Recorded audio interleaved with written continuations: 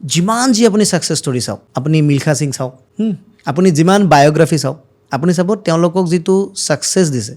আজি Thomas Alva addition, আমিতো বহুতে চাইণ্টিষ্ট বুলি জানো, but he was a multi millionaire businessman. তেওঁৰ চাইণ্টিষ্ট হোৱা কোনো ইণ্টাৰেষ্ট নাছিল। তেওঁৰ নিজৰ এটা ইলেক্ট্ৰিকেল কোম্পানী আছিল, আৰু ইলেক্ট্ৰিকেল কোম্পানীৰ কাৰণে তেওঁ প্ৰডাক্ট লাগে কাৰণে বাল্ব বনাইছিল।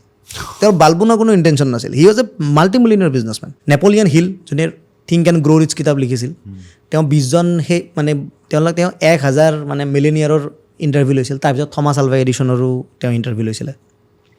তো এখন কিতাপ আছে, হাউ উই অ'ন আৱাৰ অ'ন মাইণ্ড।